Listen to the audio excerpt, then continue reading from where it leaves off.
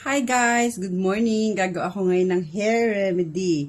Papakita ko sa inyo kung paano ang pag-apply guys. Ito guys ay ginawa ko lang sa itlog at konting coffee nilagay ko. Nakita ko lang itong gawain ito guys sa Google. Alam niyo na. Try natin kung ano nga ang magandang resulta. Diba?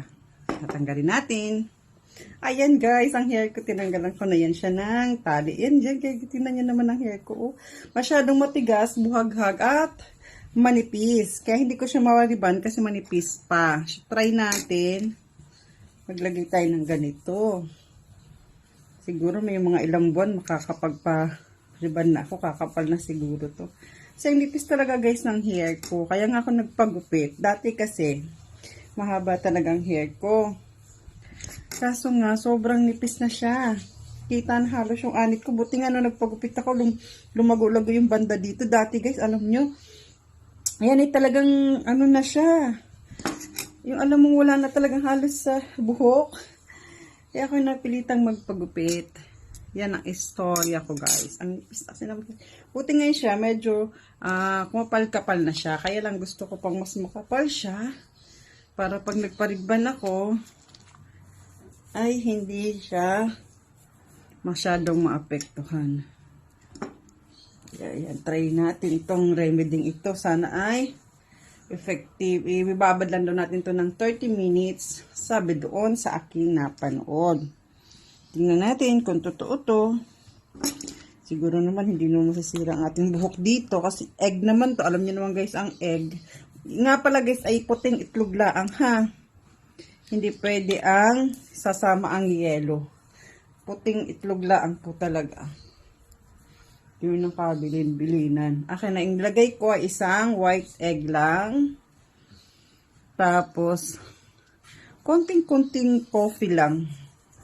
Alam nyo guys, kasi daw yung coffee daw kasi, nakakapagpanatili daw ng strong ang hibla naman ng buhok. Tapos, napapanatiling black ang ating kulay ng buhok. So, ibig sabihin, maganda rin to doon sa mga marami na ring puti ang buhok. Nakakapagpa-recover daw to para maging itim ulit ang ating buhok. Okay, so, let's try. Wala nang masamang itry-try, diba?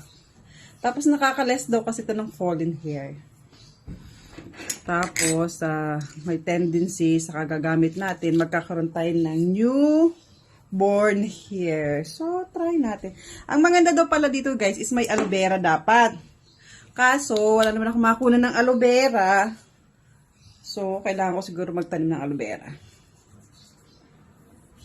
Natin.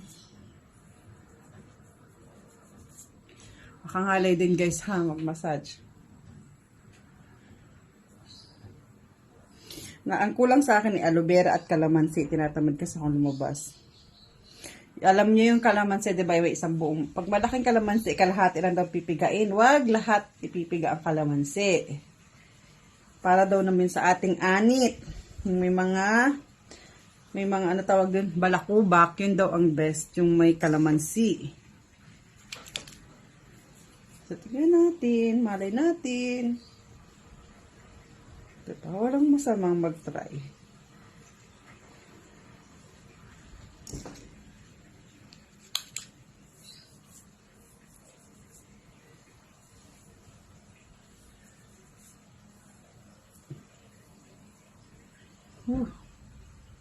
Utang mo guys, grabe ang lugo ng hair ko. Pag naliligo nga ako sa CR, as in grabe talaga. Ang dami niyan guys, so tingnan nyo.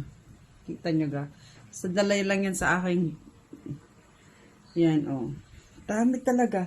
Grabe ang lugo ng hair ko, kaya nung pagkupit ako, kasi before talaga, as in parang bawat suklay mo, ang kapal na natatanggal. Kaya ako nagpagupit talaga ng hair. Kasi natatakot na talaga ako.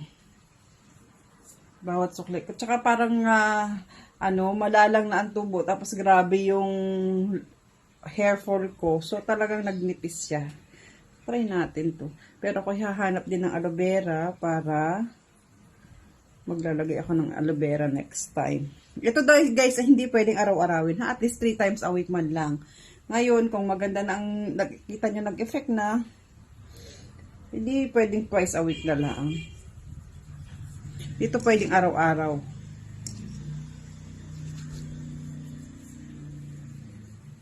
Kasi baka din naman masobran bawal, masobrahan lahat ng anumang bagay na sobra ay hindi maganda, 'di ba?